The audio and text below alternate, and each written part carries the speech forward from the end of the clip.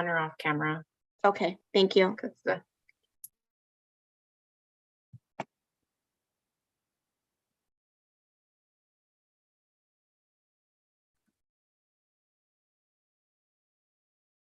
Hello, everyone. I'm Cynthia Butler. Welcome to our NDEAM event. Just going to let everybody start trickling in, and we'll get started in a few moments. Thank you for being here with us this morning.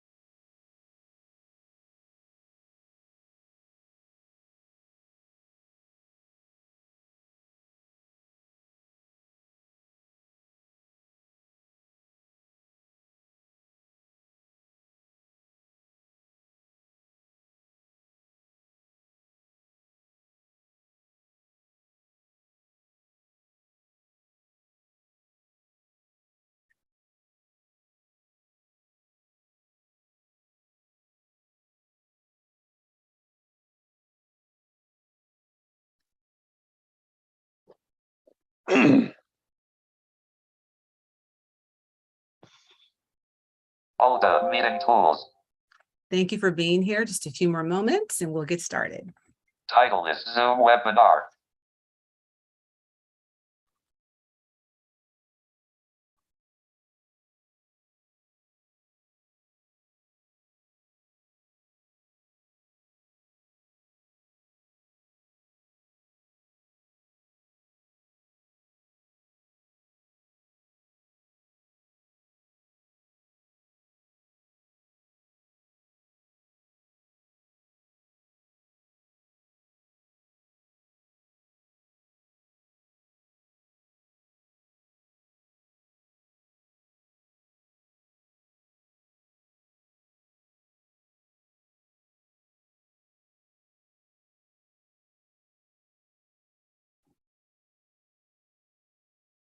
Okay, everyone, we're going to get started. Thank you so much for being here. This meeting is being recorded for archival purposes. And my name is Cynthia Butler, and I'm the Public Information Officer for the Department of Rehabilitation. And we want to thank you for being here for our NDEAM event. Before we get started, I have a few housekeeping rules to go over with you. We have ASL interpreters and live captioning, and you should see the captioning now if you have that feature activated. To enable the feature, click on the button located on the toolbar towards the bottom of your screen titled CC Live Transcript. If there are any technical issues, we will try to address and correct those issues behind the scenes quickly.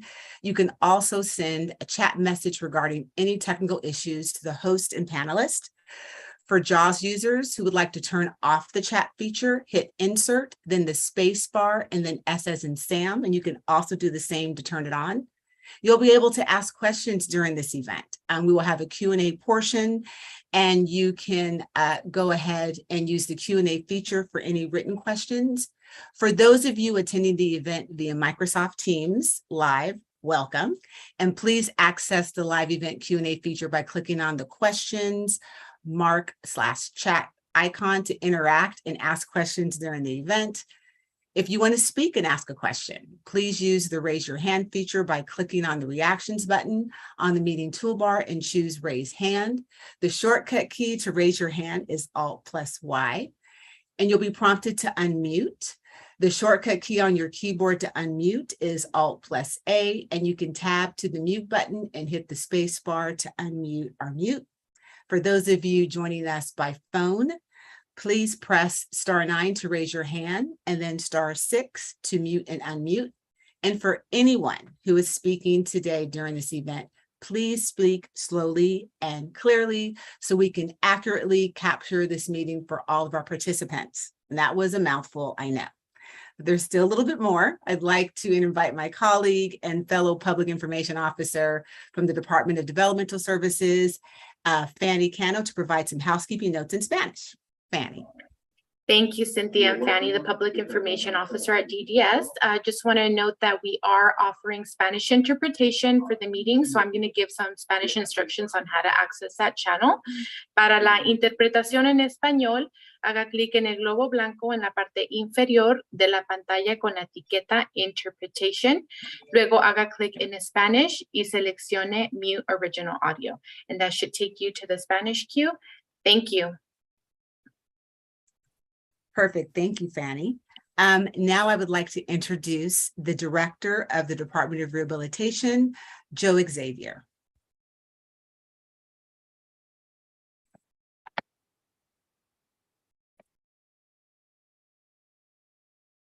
Joe, you are muted. How about now? Perfect. We can hear you. Always glad I checked on that. All right. Thank you, Cynthia. So first of all, good morning to all of you who are joining us for this webinar today. It's really appreciated that you make the time to come and share in this place and space of this very, very important celebration, very important conversation that we're going to have.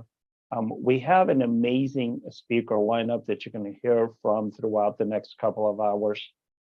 And I want to start by thanking so many of our partners that are here today, both at the state level, at the community level. The work that we do collectively cannot be done without the partnerships that we have. And so 2 thumbs up for that. To the team who's putting on today's event, thank you. We show up, it looks easy, it looks good to go. We know there's a lot of behind the scenes work that gets us to this point. So we just want to acknowledge and thank you for that effort. So National Disability Employment Awareness Month. An opportunity to celebrate the so many contributions that are made to our workforce, to our workplace by individuals with disabilities, and an opportunity to call forward a brighter future for employment opportunities for all individuals with disabilities, exception none. So as a person with a disability, what does National Disability Employment Awareness Month mean to me? It means better access to health, better access to healthcare. It means the opportunity to belong, to feel welcome, to feel valued, a contributing member of society. It means the opportunity to provide for my family and my loved ones. And as we think about this conversation today, let's think about what we do tomorrow. We continue to include disability as an essential element of the conversation of diversity and equity and inclusion. We continue to work to normalize disability in the conversations that we have every single day. Let's get as comfortable talking about disability as we do about sports, as we do about food, as we do about movies. Let's make sure that we have the same opportunity that I've been so privileged to have, as have others who are on this call, for every single person with a disability who is seeking employment, exception none. So I'm going to stop my comments here, and I want to introduce a dear friend, a dear colleague and partner, Nancy Bargeman, who is the director at the Department of Developmental Services. Nancy, welcome. I'm handing the mic off to you. Joe, thank you so much for that welcome, but also for your opening remarks about the importance of this day of celebration. And as Director Xavier had shared, I'm Nancy Bargeman. I have the great pleasure to be the director of the Department of Developmental Services and work with a remarkable group of individuals across California who have intellectual and developmental disabilities. One of the greatest partnerships that we've had over the last many years is working with the Department of Rehabilitation on this really, really important initiatives, or really celebrating the value of supporting individuals with visible and non-visible disabilities in seeking and supporting gainful employment for all the reasons Director Xavier had shared. I will share that we have also worked very hard in reviewing our guiding principles as a department and working with our stakeholders of how do we lift up those important guiding principles to make sure that as we're moving forward, with initiatives that are centered around inclusion, that we really are doing it through the lens of making sure that we are supporting people in the way that they're expressing supports are best provided. And so I just want to share one of the guiding principles that we have that I'm very excited about is that we have the guiding principle that is enable community inclusion across the service delivery system for Californians with developmental disabilities. The unique thing about our guiding principle is really the underlying message behind it is making sure that we're starting at a very early age and looking at those opportunities for inclusion and making sure that we're providing those opportunities for individuals who have disabilities and to be able to also be working with, going to school with, playing with those individuals without disabilities, and not only seriously for the benefit of the individuals with disabilities, but for the broader community. It is such a wonderful opportunity to have such a rich experience, to be able to have individuals have friendships and not looking at what somebody's ability or disability may be, because we all have such amazing abilities. So with that, I am just so pleased to be part of the celebration of America's workers with disabilities, and also issuing and sharing with you the importance that the department has in prioritizing employment, and also celebrating the fact that we get to work within an administration that lifts up the importance of hiring individuals with all abilities in state service. And as we continue and take that responsibility and make sure that we're opening those doors, we're supporting individuals and listening to how we can best make sure that we have a very diverse workforce, because by having a diverse workforce, we're better for it, and we can best meet individuals' needs in the community for the work that we do. So thank you again for being here today. I'm so pleased to be part of it, and look forward to the rich discussion. And I will hand it back to Director Xavier. Thank you, Nancy. Really appreciate your comments. So I mentioned at the outset, we cannot do the work we do without the partnerships. Nancy and her team, all the work they do is one such partnership. But in addition to that, we have community organizations that we partner with that are invaluable to continue to advance the work that we're collectively doing of employment. The Association of California State Employees with Disabilities does quite a bit of work to ensure that the state of California continues to lead and to be the model employer across the entirety of the state, even better said, across the country, on individuals with disabilities. Today, we have the honor of having with us Scott Richmond, who is the president of ACSED, to also join us in a opening comments. So Scott, I will hand the mic back to you. All the audio now unmuted. Zoom webinar. Thanks very much, Joe. I appreciate that kind introduction. I'd like to begin by thanking your department and Kim and Cynthia and yourself for putting together this NDEAM observance event.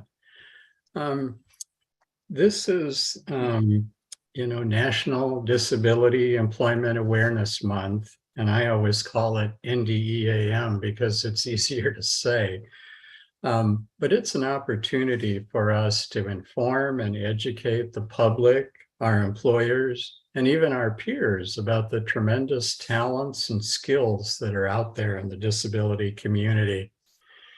You know, when I was much younger, I had this crazy notion that we would put some structures and processes in place and that we would open up this wide, wonderful world of work for people with disabilities, and then our work would be done.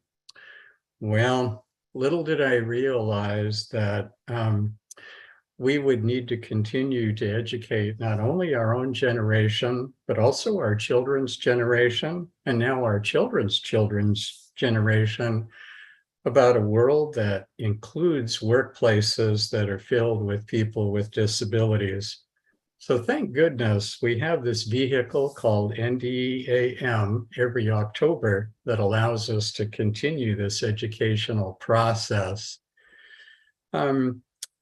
As Joe mentioned, I'm with the Association of California State Employees with Disabilities.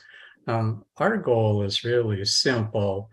We would like to get people with disabilities hired into California State Service. We want to keep them in California State Service, and we want to assist in every way that we can so that people with disabilities can advance in their jobs and their careers. Whenever I try to engage people on the subject of NDEAM, I always ask them to focus first on the word disability and then to remove the DIS prefix. I always want to stress the ability part of the word and let that define the conversation. We have a huge and rich pool of people with disabilities out there with a wide variety of talents and skills that are just waiting to be tapped. And although we people with disabilities may approach the way we perform our jobs a little bit differently than maybe, your average employee, at the end of the day, it's important for employers to understand and appreciate that we achieve the same results in the end. Some people like to use the term differently abled, but whatever way we try to frame the discussion, it means that we as people with disabilities can be just as capable and just as productive in our jobs as anyone else. Quantitatively and qualitatively, employers can count on people with disabilities to deliver the same level of product. Sometimes employers think that maybe people with disabilities miss more time from work than the average employee. Studies have shown that that's not true. Often people wonder, well, gee, will this person not be able to master this particular job? Well, the truth is that not only do people with disabilities master their jobs, but they also stay with their jobs longer on average than the average employee. Because we don't job hop as much, employers can feel that once you have a capable employee with disability, they're likely to stick around for a while. So in that respect, they're a good investment in the future. I just want to close by saying that we have a number of different processes in state service. We have the limited examination and appointment program. We have the paid internship program. There are a number of vehicles that state managers and supervisors can use to attract, employ people with disabilities. So look at it as an opportunity and a challenge, but look at it as an opportunity to grow your organization and to add an extra dimension to it. Thanks very much for allowing me to speak today, and I'll turn the program back over to Joe. Thank you, Scott. Very much appreciate your kind words and your welcome comments. It is now my pleasure to introduce my colleague, Kim Rutledge, Legislative Deputy at the Department of Rehabilitation, who will lead us into the next portion of our program. So Kim, back to you. Thanks, Joe. Good morning, everyone, and welcome to the Department of Rehabilitation's NDEAM event. At this time, we're going to hear a few remarks from my colleague and friend, Marco Mij. Marco is the Undersecretary for the California Health and Human Services Agency and a longtime friend to all with disabilities. So Marco, I'll turn it over to you. Thanks, Kim, and thank you to all of you. It's so awesome to see that 260 individuals have joined this event. A very special thanks to Cynthia and Fanny and all the teams that have put this on. We do have the best team in the business, and I think it's demonstrative of how inclusive they were in terms of putting this particular event on. And to Joe and Nancy, and I see Kim Johnson on as well from the Department of Social Services. These are tremendous leaders who've really paved the way for us to be much more inclusive, both within our own workforce, but also with the programs and services that we deliver. And they've been friends, colleagues, and mentors to me over the 7 years that I've been here at the Health and Human Services Agency.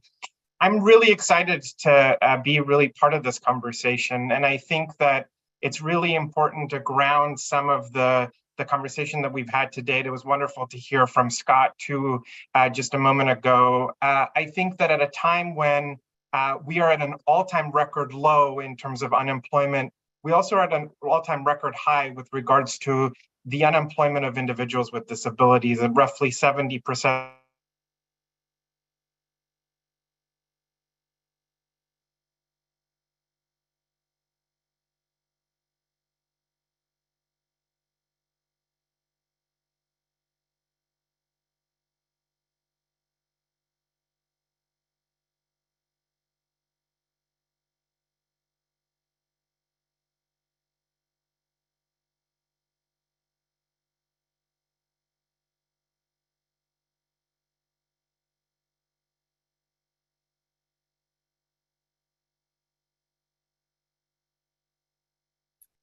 I think we lost Marco there, so maybe we'll just give him a minute to see if he can rejoin.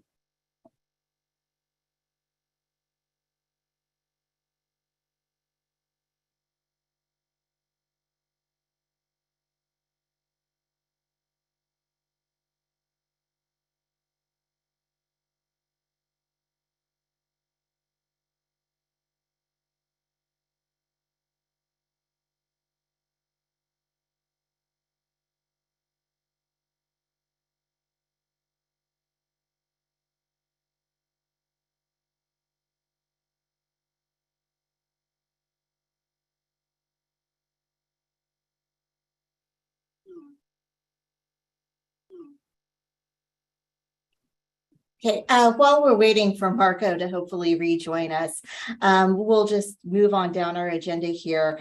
I'm delighted to introduce our next speaker this morning, my also friend and fellow colleague and fellow Kim McCoy-Wade. Kim is Senior Advisor for Aging, Disability, and Alzheimer's in the Office of Governor Gavin Newsom, and we're really excited to have Kim's representation and partnership as a part of the governor's office here with us this morning. So Kim, I will turn it over to you. Thank you. I am delighted to be here with such an incredible group of friends and colleagues and leaders in this space. Indeed, the governor is working on a proclamation to 77th National Disability Employment Awareness Month. I was reading up on the history back to 1945. So we have an incredible legacy to build on as we do more to make sure that all 7 million Californians with disabilities value at the workplace, in our economy, in our families is recognized, championed, and supported. We are at this moment of an incredible year of progress on state employment for people with disabilities in particular. We have a budget investment in California Leads and a brand new chief equity officer, Pam Chu, who's here with us, I see on the screen. We have a bill with Assemblymember Garcia to reform the LEAP program, modernize the LEAP program that Scott referred to. And we have new progress, not only in the civil service side, but appointments. You may or may not know that the governor's office and every cabinet agency has made an appointment of a person with an intellectual or developmental disability. Thank you to DOR and DDS for your partnership in that. And we are planning now a workshop for the public on how to get an appointment for what we hope will be the second term of Governor Newsom's administration, so that we can increase the number of appointments of people with disabilities. So watch your inbox for a workshop before the end of the year about appointment opportunities as well. So we are all in on making sure that we are a model employer and reflect our families, our communities, ourselves, the rich diversity of California. But I also want to say disability employment, of course, is broader, and just we made great progress in, Joe, you mentioned healthcare costs. We have eliminated premiums in Medicaid for working disabled people. Those were gone as of July, making work pay more for folks. And we have also, if you look at the pipeline, for the first time ever, our systems of higher education will be collecting outcome data on people with disabilities as part of their equity commitments to increased funding, so that all three of our systems are tracking who's admitted, who graduates, so that we can be sure the pipeline for employment is as equitable as we need it to be to have the outcomes we need. So we're tackling this opportunity and challenge and partnership with all of you from a 360 angle. And I would be very remiss if I didn't finish by acknowledging the theme is so California this year. Disability is part of the equity equation. As I hope you all know, the governor issued an executive order in September to embed equity in all that California state government does. And it wasn't just the DEI, the A was also there, diversity, equity, inclusion, and accessibility. So you will see new commitments and new deliverables across the administration on employment, on procurement, on civil rights enforcement, on data standards, on community engagement with communities affected by decisions. So we hope leading by example in embedding equity that all we do, and absolutely embedding disability as part of the equity equation. So we have a lot to legacy of 77 years and 4 years in particular to build on, but we've got a big 4 years ahead of us. And I'm so excited to be doing all of that with all of you. So thank you, fellow Kim and all of you. Thanks, Kim. It's so exciting to hear that we have so much support from the governor's office and so many exciting things to continue to work on. We'll go back to Marco Muge now, who unfortunately had some technical difficulties in the middle of his remarks. So, Sorry Marco, about that. Sorry about that, Kim, and sorry everybody. My computer crashed in the middle, and great to see Kim McCoy-Wade and her partnership in the governor's office. I'll kind of piggyback off where I left, which was Scott's comments around individuals with disabilities and their work productivity. And I think one of the biggest myths that I think persists both within government and outside of government is the notion that it's really difficult to accommodate people with disabilities. And that can be further from the truth, both born in the data and both in our experience. And I think we've got to be able to bust those myths and be able to have people understand the value of people with lived experience. Those individuals who have disabilities add a tremendous amount of value into our workforce. They help us become better. They help our programs become better. It allows us to really serve people, those individuals that are most vulnerable in the community, in a much more holistic way. So as we begin to think about equity, diversity, and inclusion, both within government and outside of government, I love what Kim just alluded to with regards to the governor's executive order. It's very important for us to think about equity, diversity, and inclusion from the perspective of people with disabilities. And it is not, equity isn't just a racial equity component. We also must think about it as an and with regards to individuals with disabilities. So I think that it's upon all of us to really kind of think about what more we can do in the space to hire and bring to the workforce individuals with disabilities. And for me, at the Health and Human Services Agency and the 12 departments and 5 offices that are part of our organization, I hope that we can become the employer of choice for people with disabilities.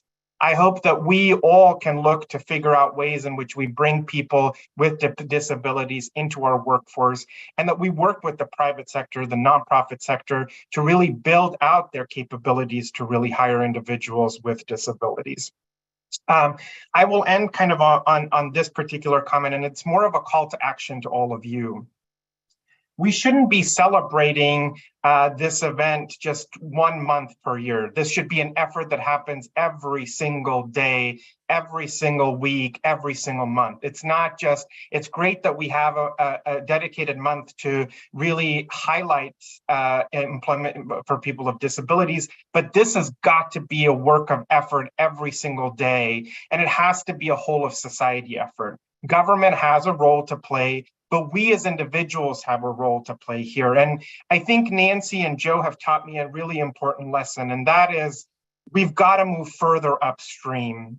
And so my second call to action is we really have to work to make sure that every kid in every classroom who has a disability knows that he, she, or they have the ability to become the next Joe Xavier, or the next director of the Department of Rehabilitation, that kid who has autism in first grade can become the next Cal HHS undersecretary, and that fourth grader who has dyslexia can become the next governor of the state of California.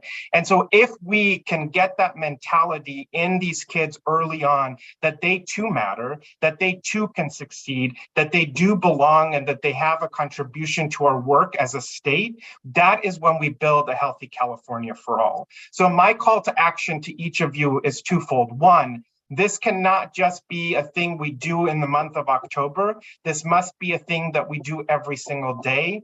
And my second call to action is we've got to work together to make sure that we not wait until a kid is out of high school for them to be employed in the community and to wrap the services around them, but that mentality starts in kindergarten or first grade, so that if that kid is in a wheelchair, that he or she know that they can become a scientist and become a Nobel laureate, just like any other kid with different abilities as they do. So I am really stoked and happy to be part of this organization with Joe and Kim and Nancy, who are really putting this forward. I'm equally proud to be part of a family of community leaders who are doing so much work in the community. And I look forward to all the things that we can accomplish together in the months and years to come. So Kim, thank you again for inviting me, and I'll turn it back over to you. Thank you, Marco. Very well said. So now we'll be moving on to the keynote portion of our presentation this morning. And it is my pleasure to introduce you all to Candace Welch. Candace was born and raised throughout Los Angeles and its surrounding areas. She was diagnosed with spinal muscular atrophy at the age of 18 months. Upon graduating from high school, Candace moved out into the world on her own.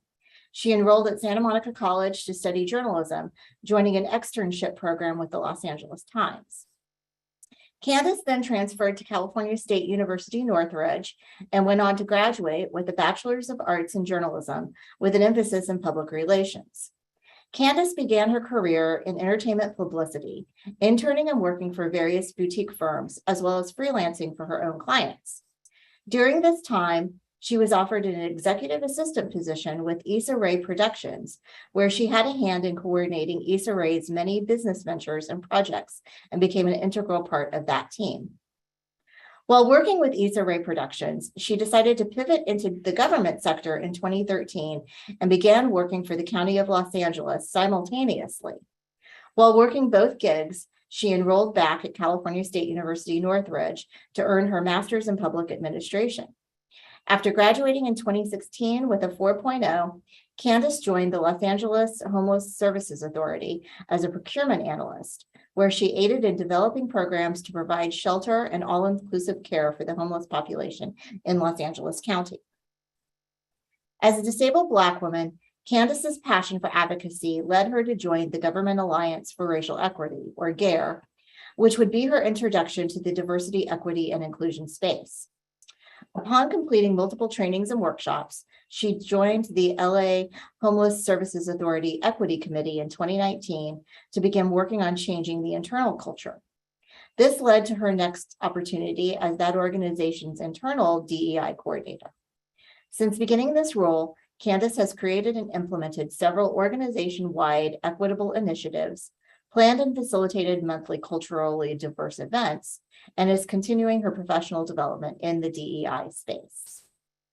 Candace hopes to change the perception of people with disabilities, helping to advocate for their rights to equal access in public and private spaces, transportation, and general accommodation to a group of people that deserve to live life just as anyone else would. So obviously, Candace has quite a rich background, and we feel very lucky to have her here today. So with that, I will turn it over to Candace for our presentation. Hello, everyone. Can everyone hear me clearly? I want to make sure I'm clear.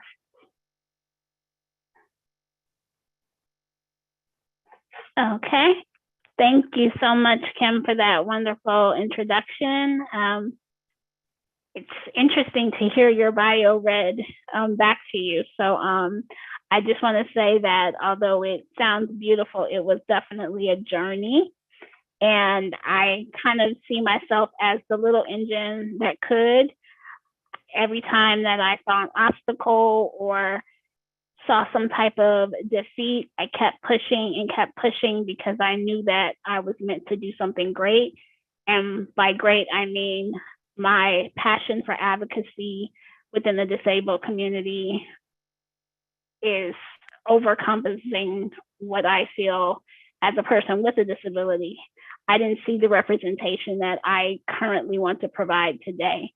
When I was in college, when I was transitioning, I didn't see that representation. So that's where my passion for DEI and accessibility come from, because I want to be the change that I did not see prior. So I appreciate you guys taking the time to listen to me, and I hope we can all learn something on how to have more inclusion, how to be an inclusive employer. So my first thing I'd like to do is I have a poll question, and it will read, what do you think would make the most impact in helping people with disabilities to find a job?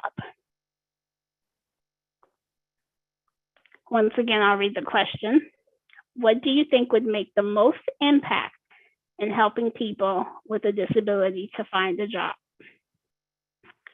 Your options for an answer are an inclusive environment, flexible schedules,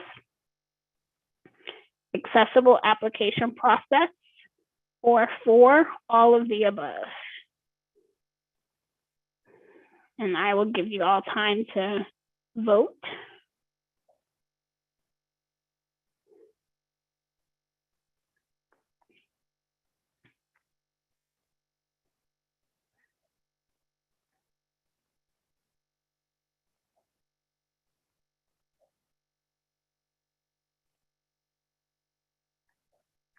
Okay, so if you selected any of the 4, you're correct. All of these suggestions would make it a great impact in hiring people with disabilities. However, I feel like the one that would make the most impact is having an inclusive environment. When you can foster an inclusive environment, everything else, the flexible schedules, accessible application process, that all comes into it. So we must foster that inclusive environment. So right now, I'm going to present you a scenario, and just take a moment while I read off this to you. You are an employer recruiting for an account executive position, and you have conducted multiple phone interviews and have finally selected one candidate to come into the office for an interview. On the day of the interview, you receive a phone call from the candidate. They have arrived 15 minutes early. However, upon arrival, they notice that your front entrance into your building is not wheelchair accessible and is asking if there is another entrance. You, as the employer, immediately inform them, no, the back entrance is the same as the front. It has steps. However, you ask, is there an issue? And the interviewee responds, yes, I use a wheelchair and will need assistance entering into the building. You, as the employer, pause and know at this very moment there is nothing you can provide to assist, and we'll have to unfortunately inform the candidate the interview will need to be canceled, even though the candidate has the experience and skill set your company has been looking for. Also, what you're unaware of is that this candidate has traveled over 45 minutes to the interview and has been actively searching for a job for over 6 months, and this has been the first lead they've had. This scenario occurred to me. This was my real life situation. Fresh out of college, and I was looking up and down all around for a job. And unfortunately, when I graduated, we were into a recession. So no amount of leads that I had during my internships were going to help. I was just like many of the other Americans, unable to find work. However, I did go to this interview and was unfortunately unable to enter the building. So that organization had nothing to view me on outside of my wheelchair. They didn't know I was Black. They didn't know I was purple, blue. They had no idea. But now I am being judged because I am in a wheelchair. That's the first thing they see. And that is the first thing that many people with disabilities, whether they be invisible or physical, mental, that is the first thing that they recognize within themselves. Doesn't matter the color, doesn't matter the age, doesn't matter your educational background. When you are out in the world and you are unable to access buildings for jobs, if you're unable to access the application process due to difficulties, that is the first thing that you realize. I am disabled. That's the first thing that people see. This person is disabled.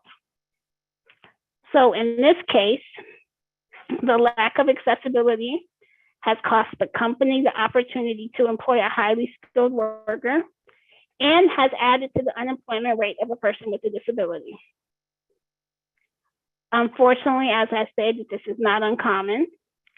And today I'm going to explain the importance of having all employers add the A of accessibility and sharing my experiences as a DEI practitioner and a proud, educated Black disabled woman who actively uses a motorized wheelchair, and how that intersectionality of those experiences come together. And I'm going to discuss the 4 pillars of adding accessibility to the DEI equation.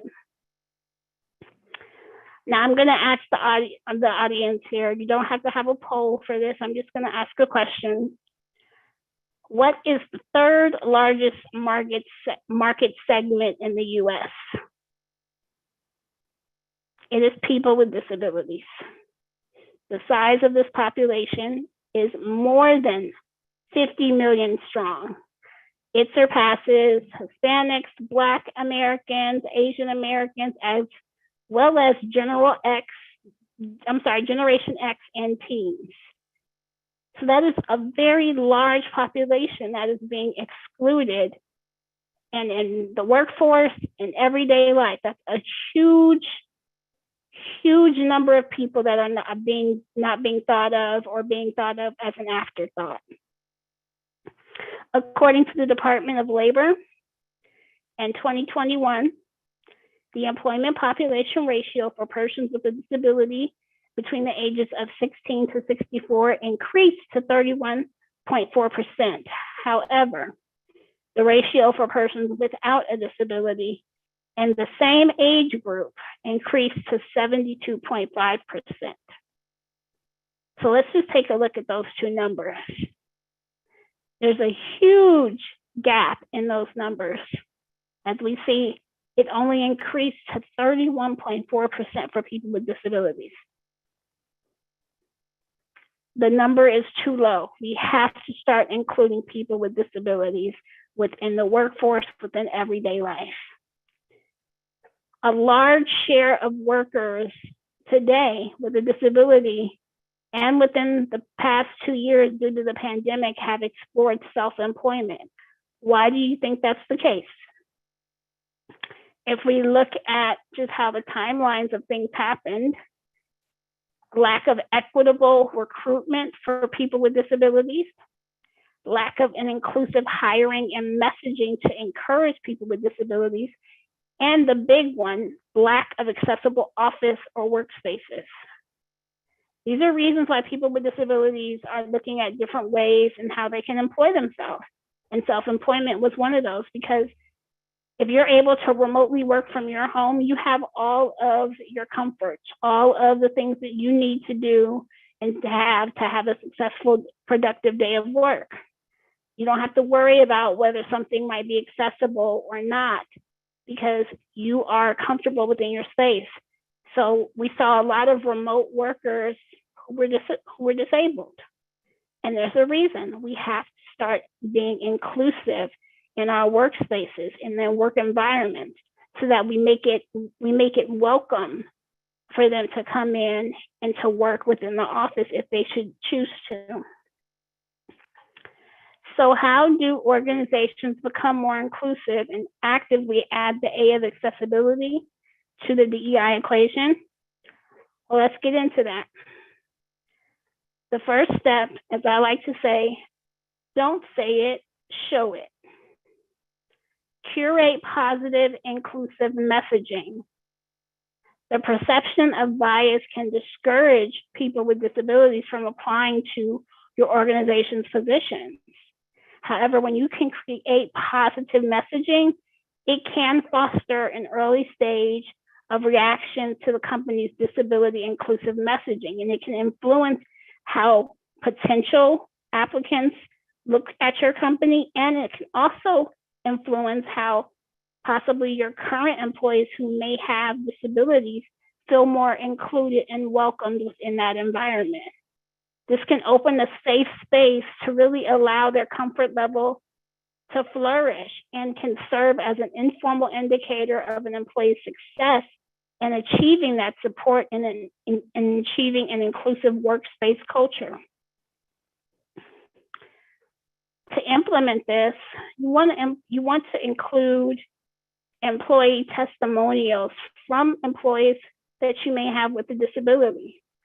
Allow their true authentic self to be showcased. Have them explain their story, what it was like applying for the position, what it was like when they were hired.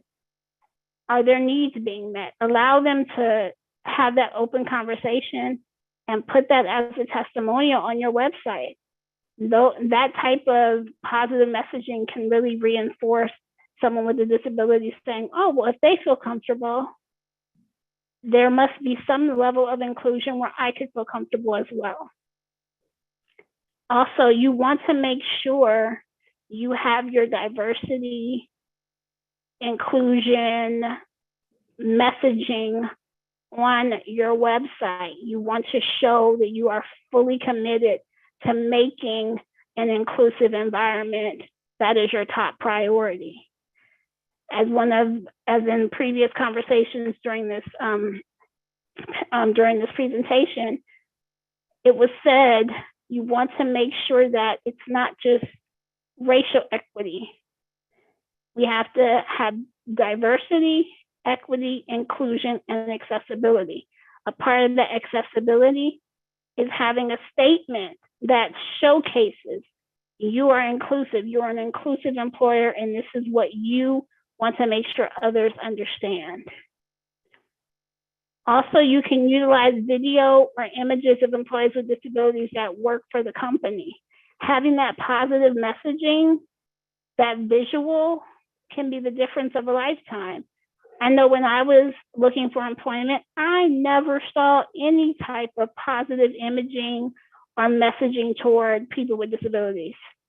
I would just go to the interview and just hopefully pray that they would look beyond what I was sitting in and look at who was in front of them, what was on my resume, and that I could execute the job proficiently and effectively.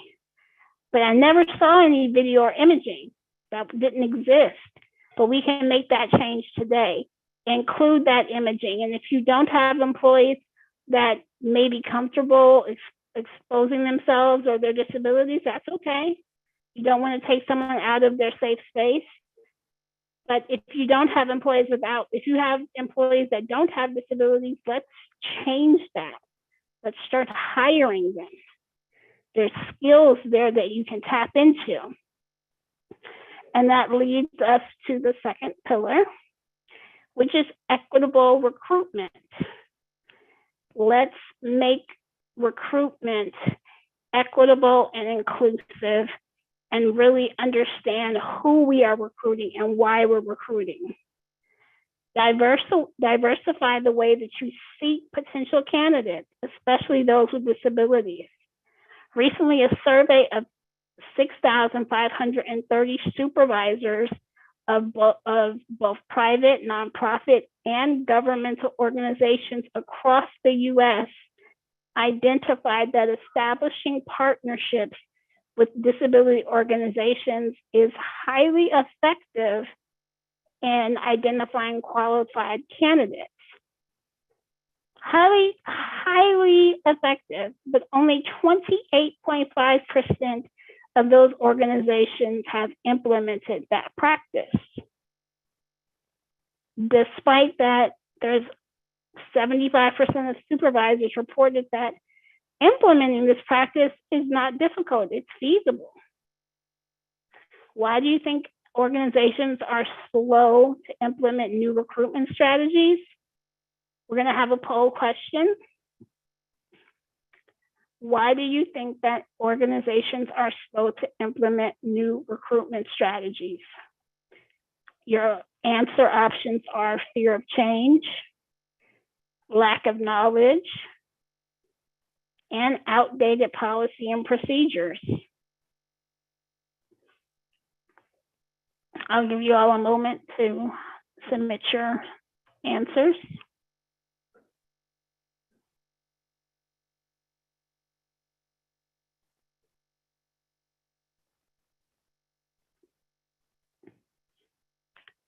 Okay.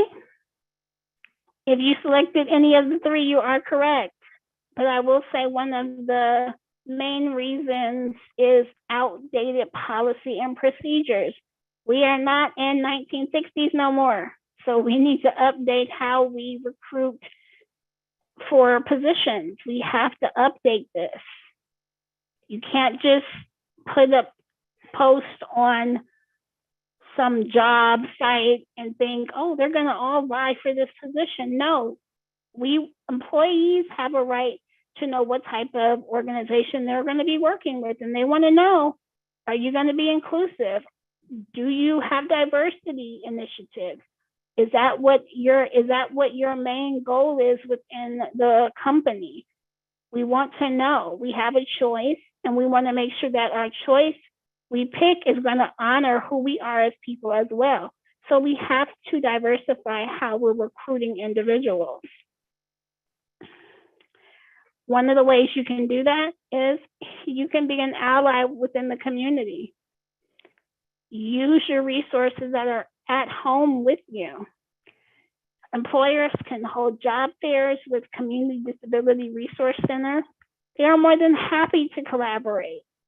These are centers that want to show people with disabilities they can live independently, hold down jobs, collaborate with them.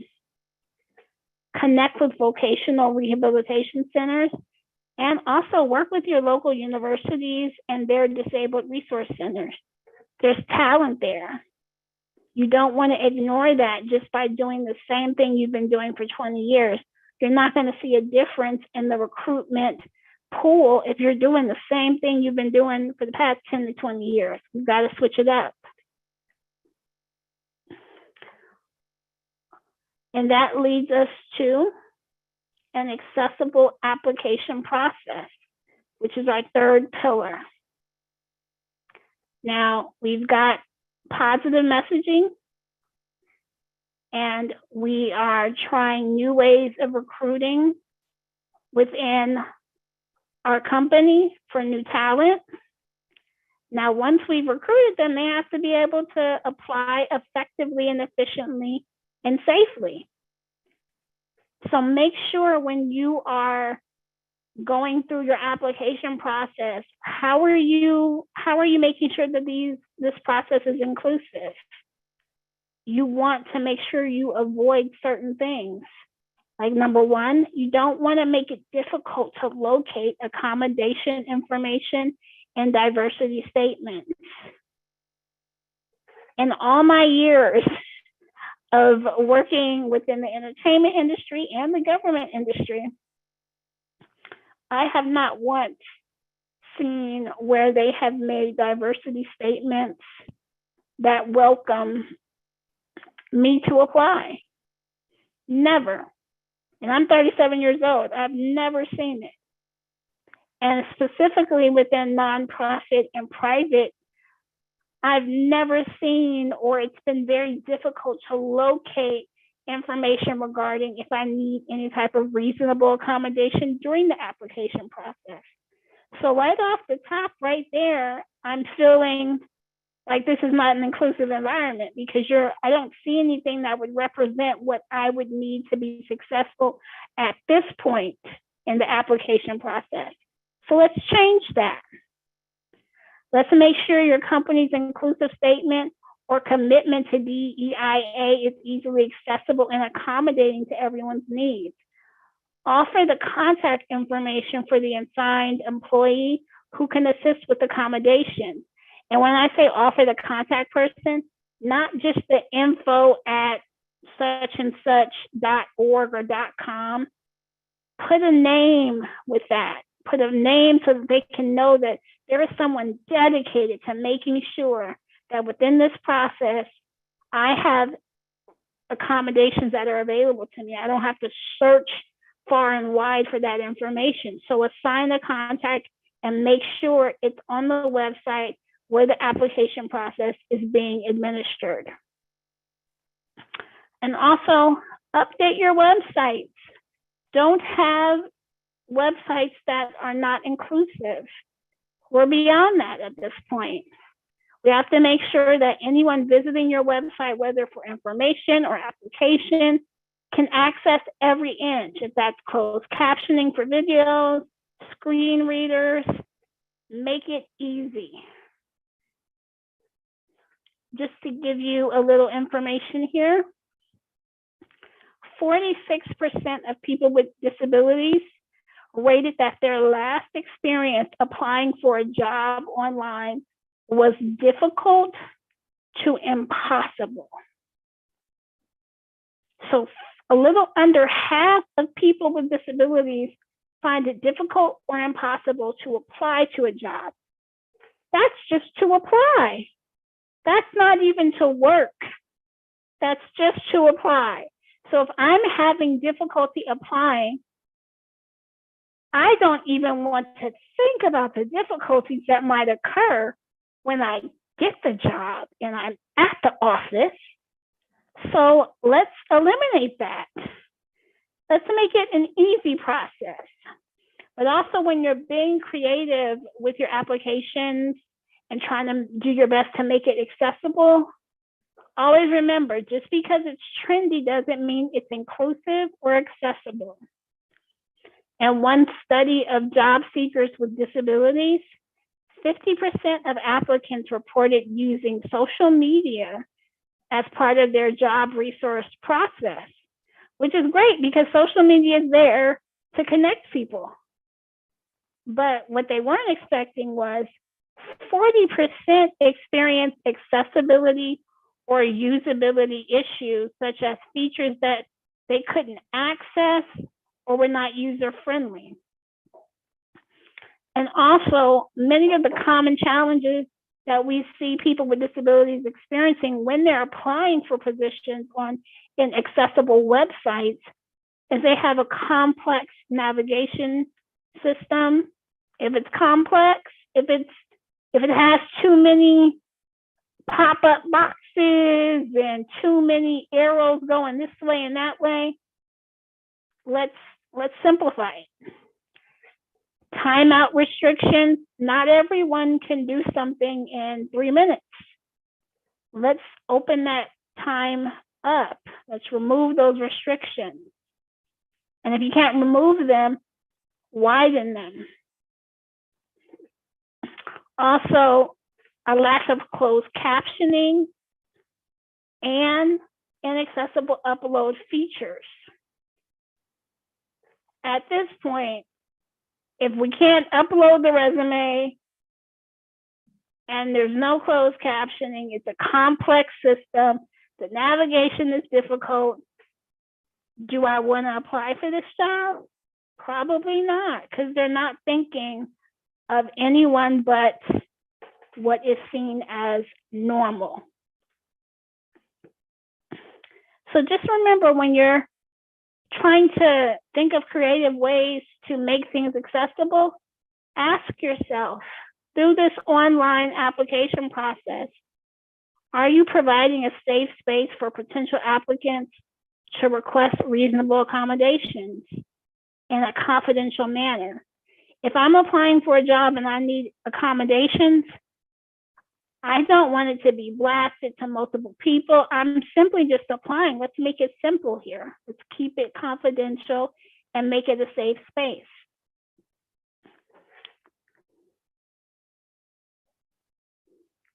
And that leads us into our fourth pillar. You're hired, so what's next? I've been hired by this company. They have positive messaging. The recruitment has been inclusive. The application process has been simplified. I was able to do it with ease. And if I should have needed reasonable accommodations, it was easily accessible. I felt confident, and now I have the job. Now here's where the real work of making that environment inclusive. When you've hired your employee, make sure you are fostering an environment of inclusivity and a safe space for them both mentally, physically, and emotionally. These are employees, but they are humans as well. So make sure that that safe space is truly a safe space for them. And one of the first things that a person with a disability might need is a reasonable accommodation, but they may have a fear or may not want to bring it up right away because we've had bad experiences. So you take the lead as the employer. Open that conversation up and say, is there anything here that I can do to make it easier for you to access whatever, maybe the restroom or, you know, anything on your desk that we can do to provide it to provide ease and productivity. Open that conversation up, because 9 times out of 10, there may be something that they need, or maybe they're not sure yet. Maybe they need a couple weeks to get into it to see what might be needed. But knowing that you've opened up that conversation, they feel more comfortable with asking. Now, for myself, I know for sure with all my jobs, I have had bad experiences with requesting reasonable accommodations. At first, it was a fear of asking because I didn't want to be seen as different. I wanted to prove that I was just the same as everyone else. I could do the job with no issues. I didn't want to become a burden to the the employer. But I want to take that back. I want to show people that it's okay to ask for reasonable accommodations. There shouldn't be a fear or a stigma around it. And in my case, in one of my experiences, I had to ask for a reasonable accommodation during the pandemic. I needed an adjustable desk. I was experiencing pain. It was not conducive to what the job needed me to do. So I decided, okay, I need to get a different desk. It took me 3 months to gain the confidence to ask my employer for this accommodation, because I've had such a bad experience in the past with asking employers if they can reasonably accommodate me. However, because I had the support of my upper management and my colleagues, I felt more comfortable this time asking for a reasonable accommodation. And although it was not an immediate yes, and we had to have an interactive process to find out the best fit, I was able to advocate for myself, and I did get that accommodation. So it can be a positive situation. We just need to foster it. We have to foster those conversations so that there's no fear on both sides. And as far as reasonable accommodations, they can look as simple as modifying a work schedule, acquiring or modifying equipment or a device, such as in my case, it was a desk, adjusting or modifying test and training materials. If a part of a person's job is going to conferences or setting up presentations, make sure that they have the right resources to have those training materials available to them. And make sure that your training materials are accessible as well. One of the resources that you can use to assist if you need help identifying what a reasonable accommodation is, or if you need some education on how you can foster those conversations, you can look to the Department of Rehabilitation. There's also Job Accommodation Network, short for JAN. They have great resources that you can look to for that. Now, with the support of my upper management that encouraged me to request my reasonable accommodation, that brings us to another poll question. What is an ally? Once again, what is an ally? Is it a friend or colleague? Is it a supporter? Or is it an HR liaison? And I'll give you all a moment to cast your votes.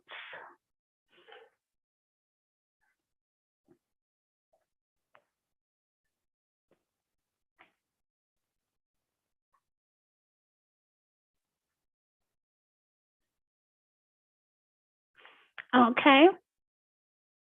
An ally is a friend, colleague, supporter, someone that is there for you to provide the support you may need within a situation.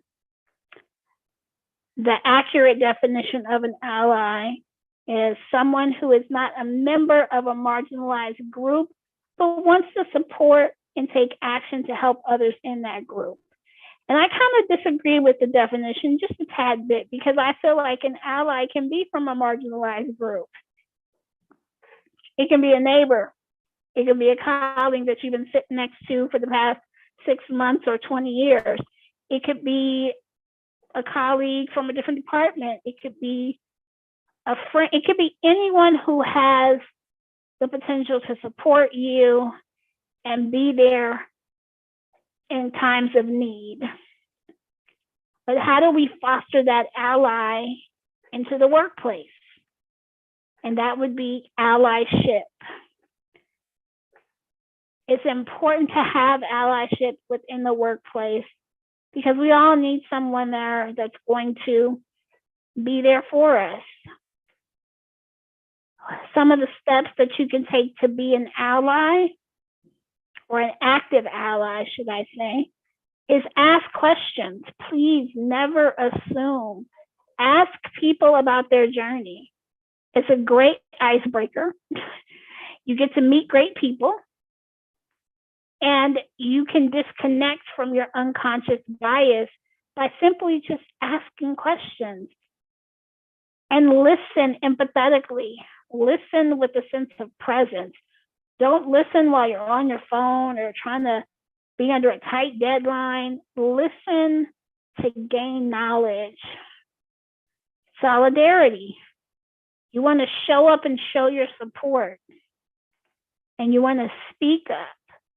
If you witness someone struggling, or you witness discrimination or a lack of inaccessibility, say something.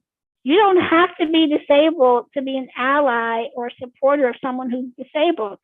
If you see something that can be made accessible, say something.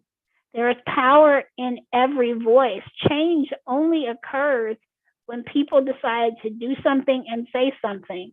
So don't sit back and watch someone struggle or see something that could be adapted to be accessible. Let's have those conversations. Also, trainings.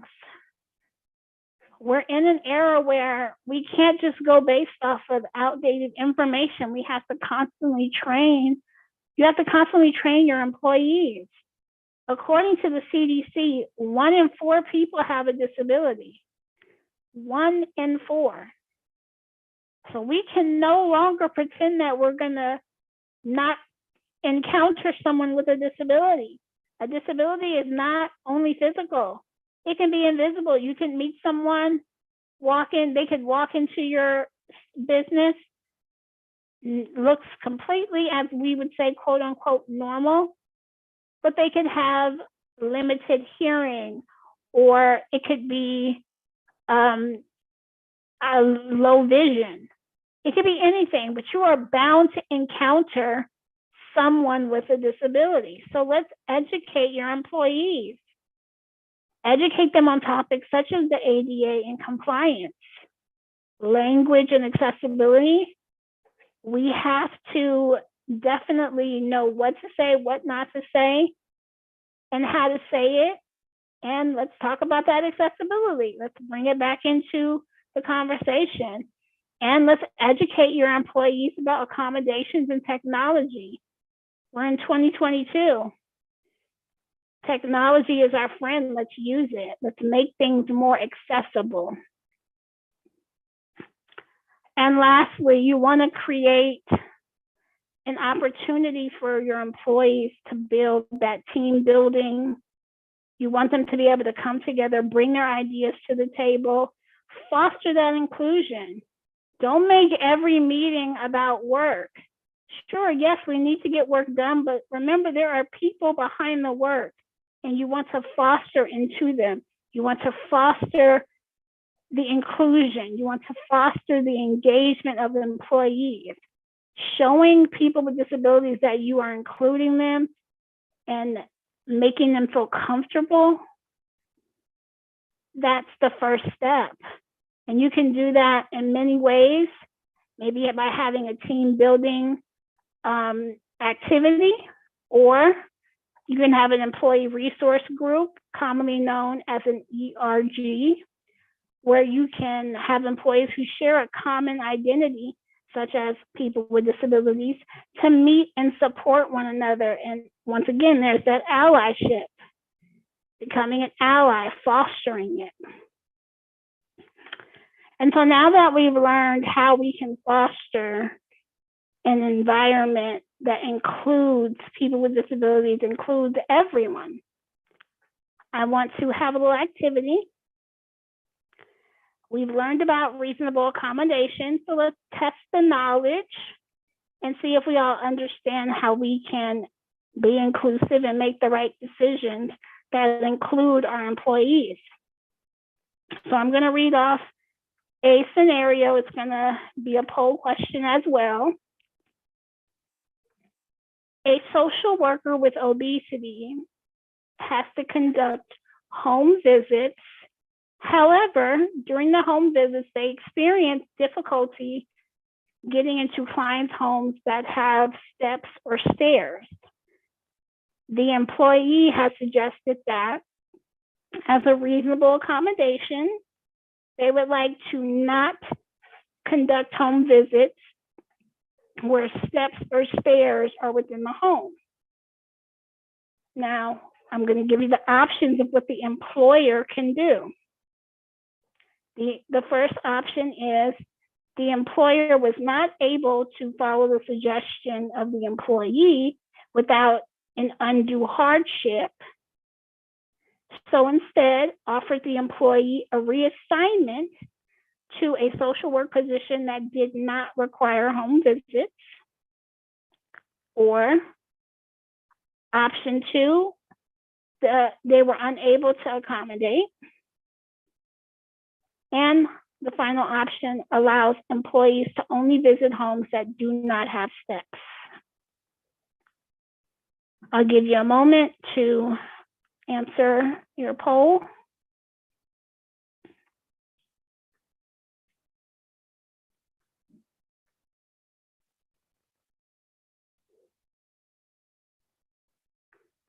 Okay.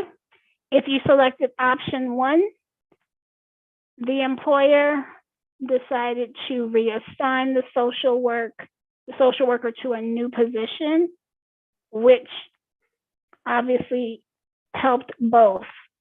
They were able to retain the employee, and the employee is not having to have difficulty doing their job. So as you can see, reasonable accommodations can be met. It's a compromise, and it's a conversation. So as I stated, we always need to foster an inclusive environment. And as a person who has been working in the workforce, I know it's important to be included. We want to include everyone. And so I hope through my presentation, you will see the importance of hiring individuals with disabilities, because we are valuable. We are important. We must be seen. We must be heard. And we can only do that when there's open communication, open minds, and removing the bias and stereotypes that come from the world. Thank you. Thank you so much, Candace. We're now opening up to some Q&A, and we only have about 5 minutes for our Q&A session. And we've received a couple of questions in the Q&A box. So the first one is, what is the challenge most employers have with providing accommodations? What can the job applicant do to ease the request?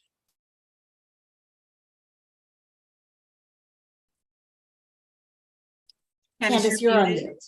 Oh, I'm sorry, Kim, can you repeat that? I didn't hear the first part. What is the challenge most employers have with providing accommodations? What can the job applicant do to ease the request? I think with employers, it's number one, they're looking at how much it could cost. They're looking at the financial burden that it could potentially cause. They want to make sure that they're not showing any favoritism or special treatment.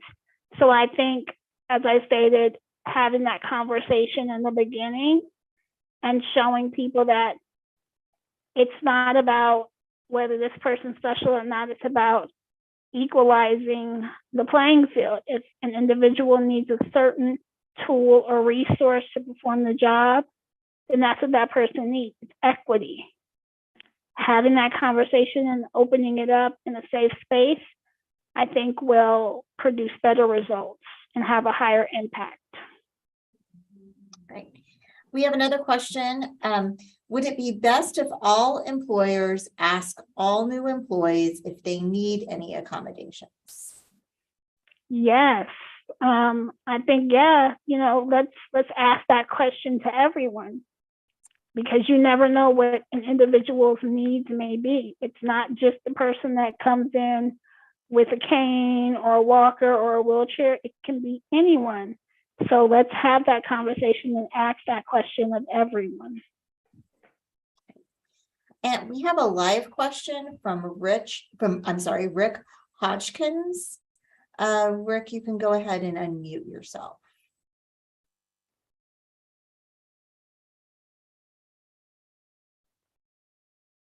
Meeting information setting National Disability Employment Awareness Month. Rick, you came off mute and then you went back on mute.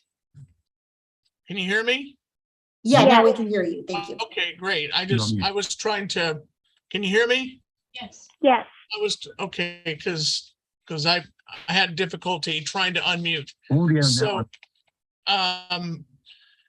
my question, and only people on the webinar can answer, because I have someone in the background. And that is this.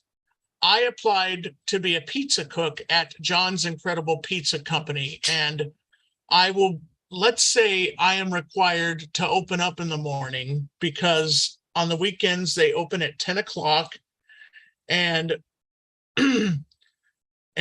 or 10:30, and during the weekdays they open up at 11 o'clock. Let's say I'm required to go into the refrigerator and take out stuff that I'm required to check the temperature gauge on the refrigerator and I don't see it all.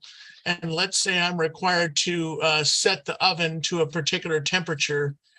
And also, if you've heard of John's Incredible Pizza Company, you know, they do all you can eat pizza buffet because that's how pizza's served on a buffet. Once a pizza goes into the oven, I have to read a screen on what is called buffetware and then press a button to bump that pizza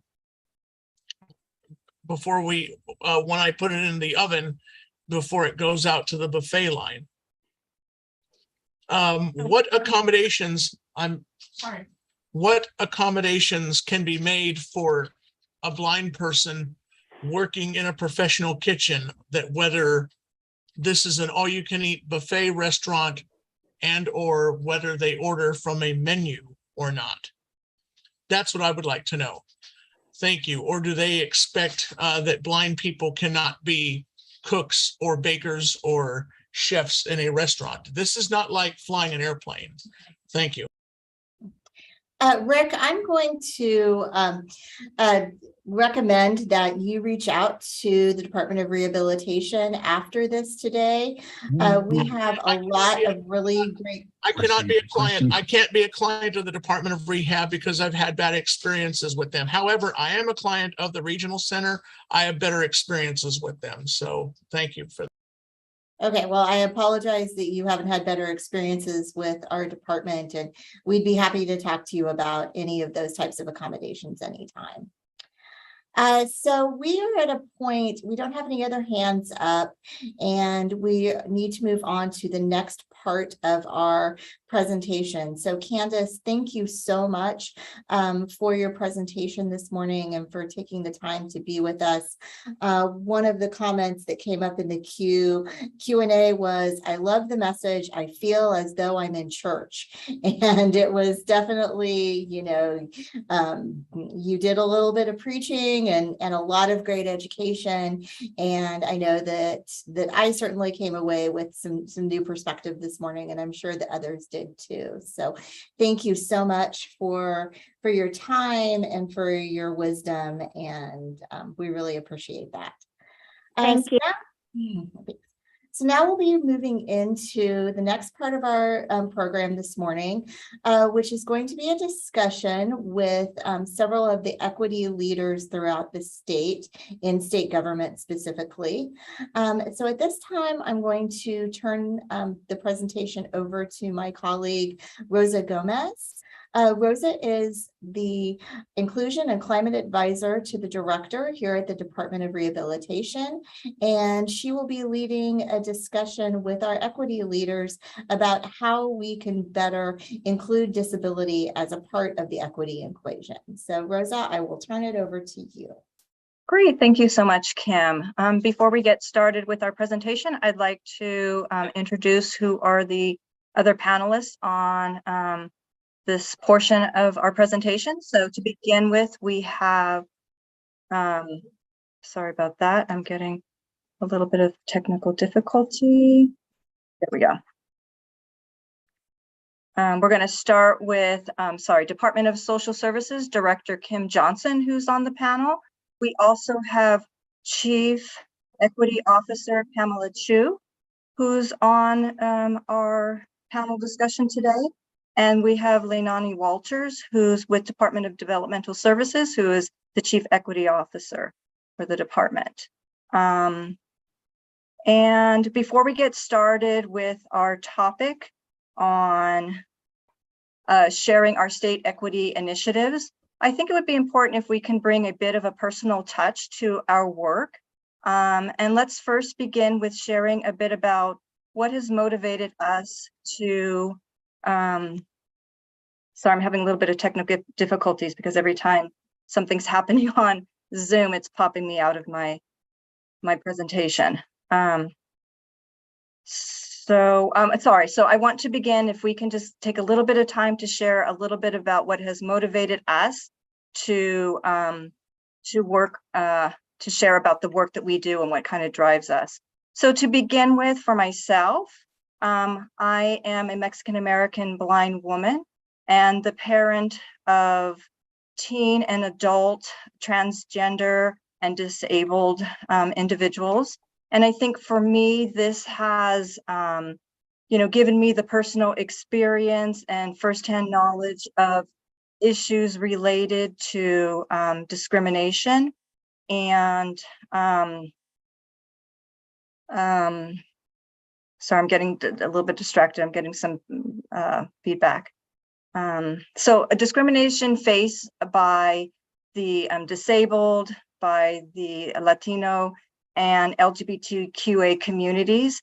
I think having this personal experience and awareness drives my work to create an equitable and safe workplace for all. So if we can each if the panelists can take a few minutes, 1 or 2 minutes to share and describe what motivates you in the work around equity issues and why it's important to you. And let's begin with Kim. Thank you so much, Rosa. And I want to maybe first and foremost, again, Kim Johnson, Director of the Department of Social Services, and I want to just express my gratitude to be in community with everyone in this conversation today.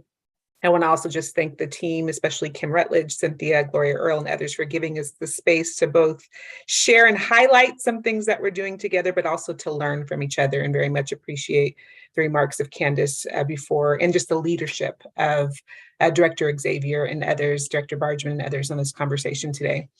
So I appreciate you, Rosa, sharing as well. And I will say that for me, I had the great privilege to grow up in many different environments all at once. So as a Black and biracial woman, both in terms of socioeconomic, racially, ethnically diverse, and more, those were the environments that I grew up with every day. And I didn't always have the language to articulate it, but I recognized the differences in these spaces. And maybe it was also because I was the youngest child in my sibling group.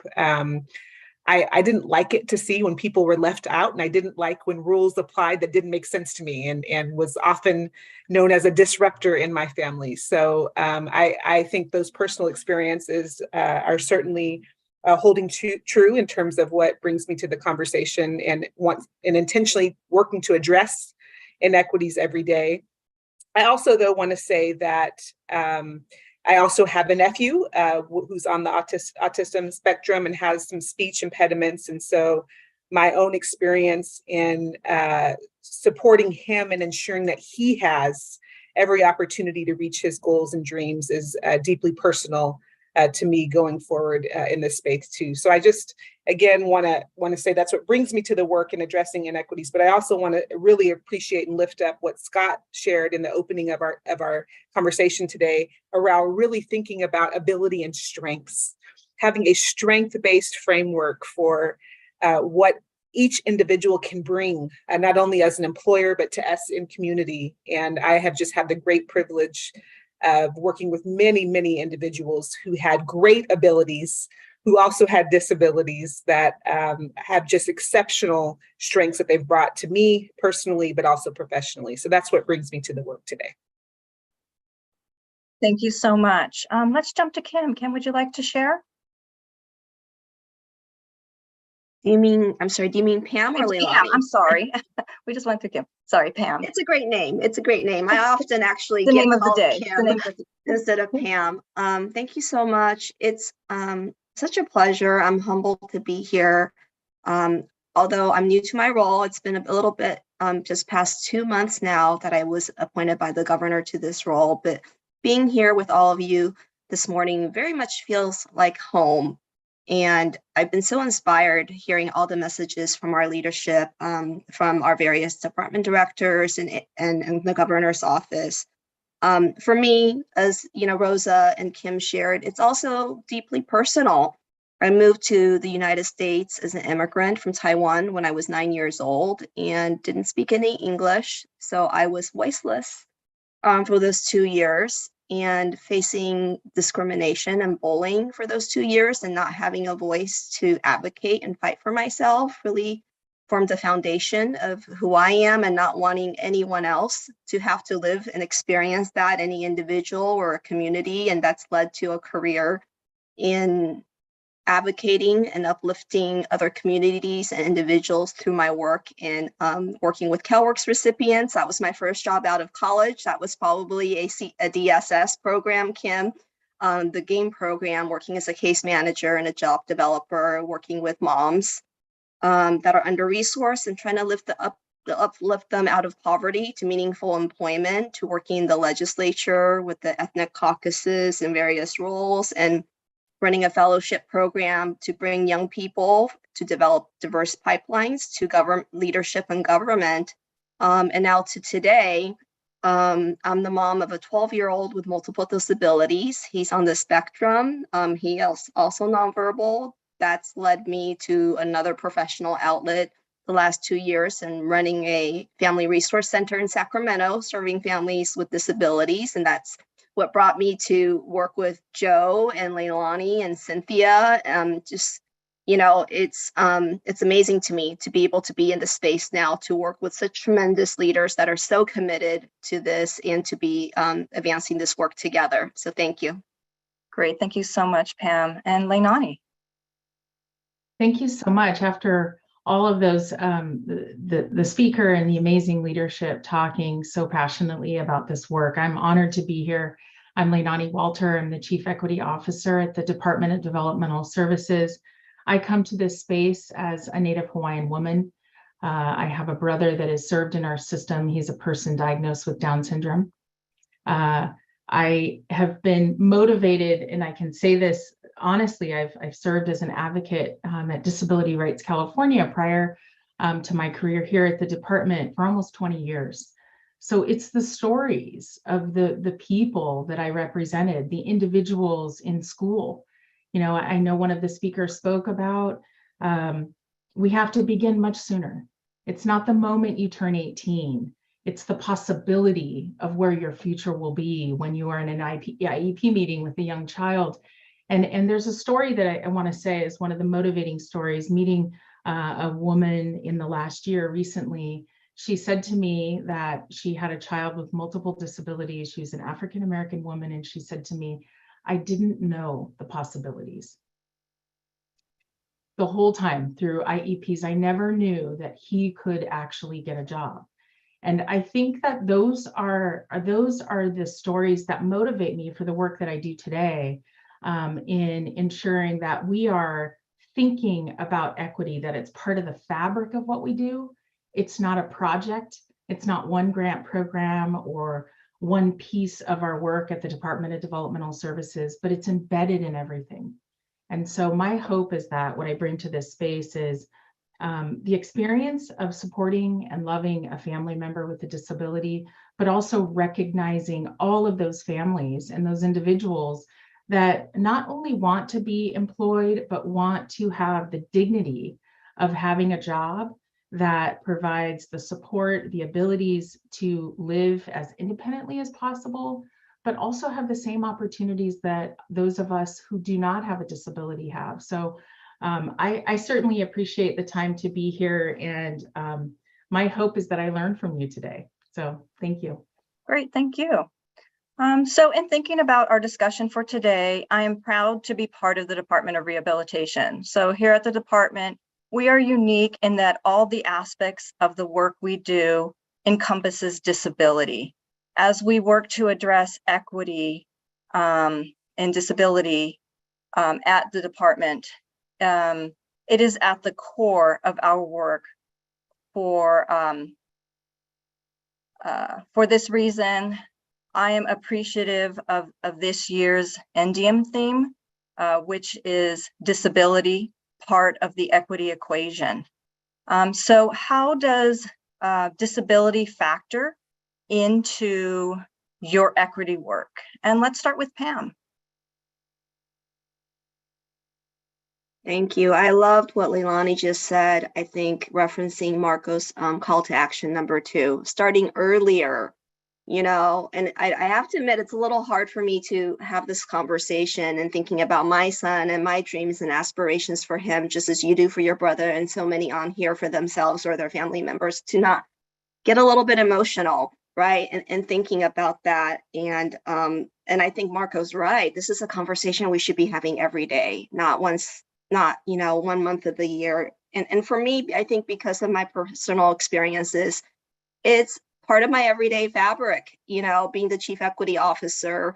It's part of my daily work. It's a part of my daily life. I live it. When the work gets hard, I just look at my son, when he comes from school, and that's my greatest motivator. The charge for my role is to establish an equity framework for the state to further diversify our state workforce and to in turn provide equitable access to government services to all of our California services. And to me, that very much includes the A in DEIA. That's, it's hard to answer that question because it's a no-brainer for me that needs to be part of our everyday conversations. Yeah, so I'll end with that. Great, thank you. Leilani, would you like to go next? Sure. I think, just to comment on, this is such an important part of, as Pam said, the fabric of our work, but it's also important to think about the multiple dimensions of it. So our stakeholder groups, and we have a number of focus groups in service access and equity from diverse communities. And the number one comment and input that we received, and it's pretty consistent in the last several years, is diversifying the workforce to ensure that the workforce is bilingual, because that improves the experience of the family. So families who may be interested in a service, they're not comfortable welcoming someone into the home that doesn't speak their language. So you have these kind of aspects of our system that we are thinking about increasing individuals with disabilities entering the workforce in supports. But in addition, those that are working with those families also want to have diversity. They share a culture, they share a language, an understanding of one another. And I think those are some of the barriers that we can work towards in thinking about diversifying the workforce. So part of the equation for me is to think about the experience of the family. And many of our families say, I want to have the opportunity to access a service, but I want to make sure that that person understands my culture, my language, so that I can feel safe and comfortable. So that's another dimension, just offering that piece. Thank you. Great, thank you so much. Really appreciate that. Let's go to Kim. Yeah, thank you for the question. And I guess ultimately I want to say a few things. One, I think we're very, very fortunate, and I feel very privileged to kind of share the stage, if you will, of this event with this group and within California Health and Human Service Agency and GovOps. And you heard now a directive from our governor.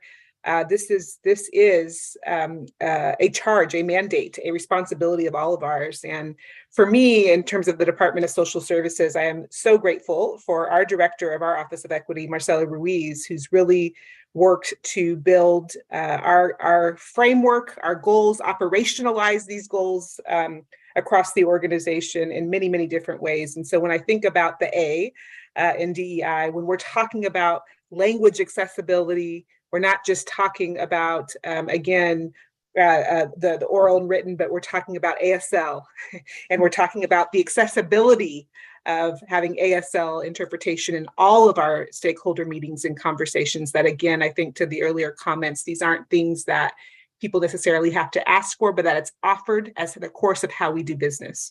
When we think about recruitment, and to Candace's point, we're not just talking about and welcoming in our equity conversation, those with, again, with different racial and ethnic backgrounds, but we're also intentionally talking about individuals with disabilities. And we just recently actually were a vendor at a job resource fair held at the Capitol earlier this month in that space. That when we are asking for input from different committees and advisory councils, that we have a disability advisory council where we have our own team and employees talking about and providing recommendations to me, to the directorate, on how we can be more inclusive, that we can do better in these spaces. And again, we are also, in terms of the external facing work, a department who has the great opportunity and privilege to administer programs focused on serving and supporting those with disabilities, whether they be part of our communities of our in-home supportive services, or our residents of our adult and senior care settings, et cetera. So again, I think it's being intentional in the space when we are talking about embedding equity strategies and really working to combat inequities, that we're, again, thinking about that intentionally in all of our efforts. Great, thank you so much. I think we probably have time for about one more question. So here at the Department of Rehabilitation, we share that disability knows no boundaries. We are aware that disability does not discriminate. However, within communities, we know that individuals with disabilities experience marginalization or discrimination, even within their own communities. So this unfortunate reality is why we emphasize the necessity to factor in disability into the equity equation and the diversity, equity, and inclusion work, both that we do internally for our staff as well as for the consumers in the communities we serve. So for our last question, as leaders focused on equity, how do we make sure that disability is part of the DEI discussion? And let's start with Leilani. Well, at the Department of Developmental Services, disability is the focus of all of the work that we do. So it's not just a thought. It is everything we do. Our policies, our procedures are all focused on serving and supporting an individual with a disability. I would like to say that the strategies that we have utilized are pretty diverse in that. We've utilized our service access and equity program, for example, to focus on workforce capacity. So we have a number of grantees that focus on building virtual employment trainings for self-advocates from a multitude of places. In our rural communities, focused on Indigenous and Hispanic individuals on getting jobs and self-advocates, creating a peer mentorship program. That's one of our projects. So there are a multitude of strategies that we have to implement. It doesn't mean every one of them works. It means that we have the opportunity to think through what will work better next time. And some of our grantees have done a terrific job and have been able to reach Cambodian, Chinese, Mien, Korean, our Indigenous, Native Americans, individuals from the African American and Hispanic community. Those are opportunities that we learn from. And our grant program is one of those. And then we also have our employment grants that are relatively new, but that entire focus is to partner with community organizations to reach to individuals to improve employment opportunities in the community. So our bilingual pay differential, there's a number of initiatives that we are trying to implement a diverse strategy to try to improve employment access for the individual served in our system, as well as the service providers in our system. So I would say that it's part of everything we do. And the goal is to try to make sure we're strategizing and getting the outcomes that we hope. So I think from the departments, we look forward to partnering with entities that we work with, or particularly in this group, as well as those in the community.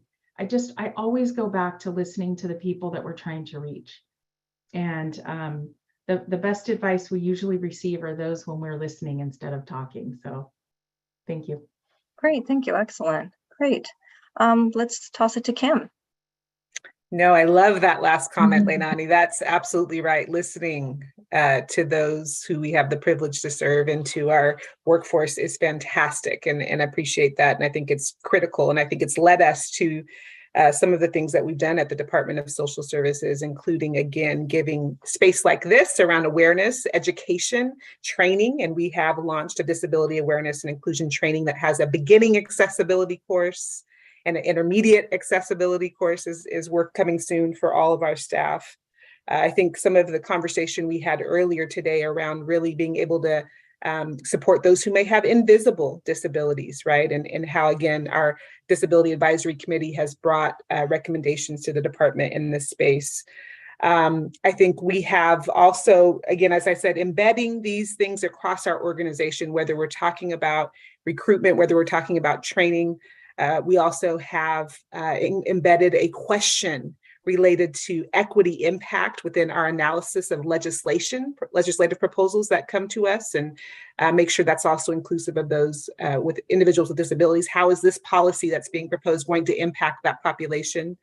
And then again, across our programs, we have the opportunity to be intentional and focused here. So whether it's in this last experience of the pandemic, COVID outreach, and making sure, again, we have subject matter experts, and again, we're being intentional and thoughtful about disability rights organizations and what voice they have to bring to the conversations on how we're doing outreach, or whether it's in our crisis program where we are looking at intersections between disability and race and building more community-based capacity to be able to respond and support communities. Again, it's just essentially being put into the way we do business in all things. And so really, again, appreciate the examples that have been lifted up today and the more that we can be doing in this space to go further. Great, thank you. All right, let's go to Pam.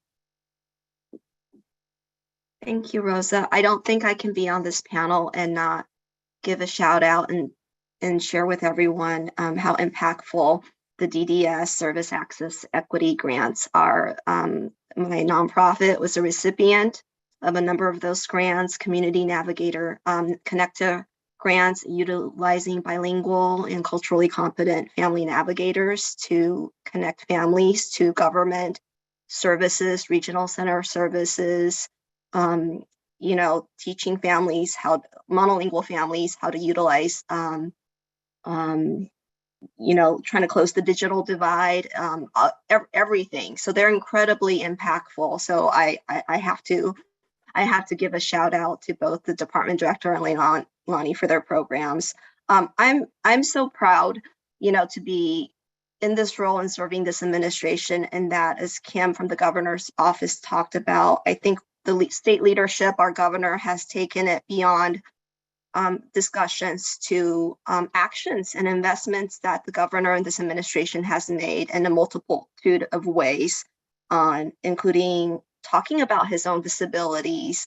And it's exemplified here as well through all of our state leadership, through our department directors, that is a priority. And I think those conversations then make their way down right throughout our state workforce. So I think, today is such a great conversation, and I think how I would love to move forward is to continue these partnerships in my new role and working with the Cal HHS agency and the departments here to continue collaborating and how we can continue to advance that work. Great, thank you so much, Pam. And I think that Cynthia would like to jump in and throw out a question for the panel. So I'm going to open that up and have Cynthia jump in. Thank you, Rosa. Thank you, everyone. This has been a great discussion. This question comes from an attendee from DSS. And the question is, as we move away from labeling, as we re-envision our mission from various departments, how do we incorporate empowerment and equity as we promote the hiring of persons that are diverse throughout the state? Great. Whoever wants to who wants to take that on? This is Kim. I'll start with that. And again, I think some of these recommendations were even made in the course of this conversation today, and that is intention. And I heard Candace loud and clear when she said she's never seen a recruitment or a duty statement that's been felt like they were asking and inviting and encouraging her application to work. So I think, again, making sure that not only to Candace's recommendations around the language, but also where and how we're recruiting is key to be able to be intentional in this space and be inclusive in this space. And again, as I formerly referenced, making sure that then as we are doing that, that the culture of support and belonging is part of the experience of all individuals that are part of the organization. So that's what we are aiming and driving for. But again, want to lift up those recommendations that Candace shared as part of how we want to continue to move forward. Great. Does anyone else want to also provide an answer?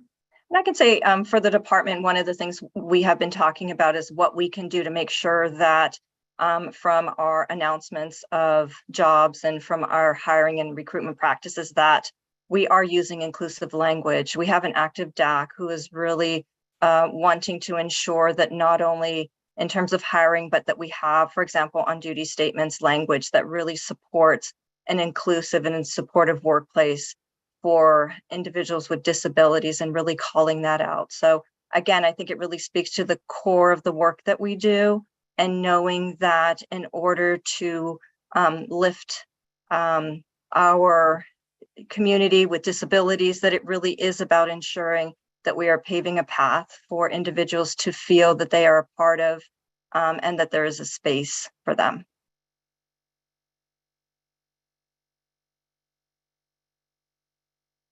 And that's it for questions at the moment, Rosa. Great, okay.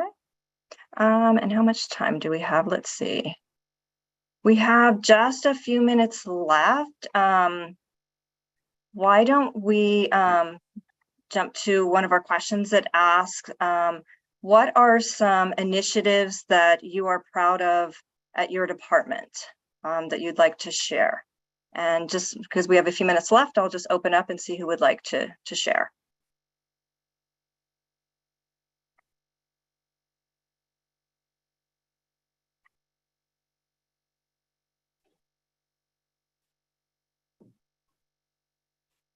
I know, Rosa, I had just shared a little bit of a few examples from our grant program, but just mentioning the bilingual pay differential at the end, I think that's a really important component of incentivizing diversity in the workforce.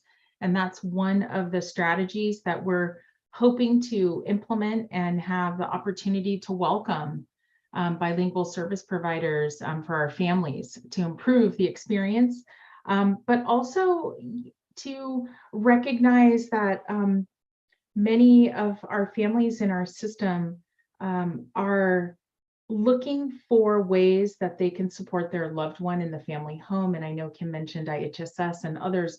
Those are all critical, services that help families to care for the individual. If we layer that with those additional supports to help communities that speak a different language or come from a different community, I think we're responsive to those needs rather than just being prescriptive. We have a new program, here it is, but really go out there, share with people in native language what these services are. And that's one of the things that DDS is trying to do, is have our public meetings and conversations in simultaneous multiple languages, as well as in native language. We have hosted informational meetings in Spanish. And I think we have to think about how our offices can be responsive to the diverse needs of our communities. And it's a process that's meaningful to families. It's something that we hear typically in our community-based organization groups, that leaders really appreciate it. And many have expressed that this is an important part of expanding employment opportunities. So I just wanted to comment on that's a strategy that we're trying to implement here at the department. Great, thank you. Does any of our other panelists want to share? We just have a minute left.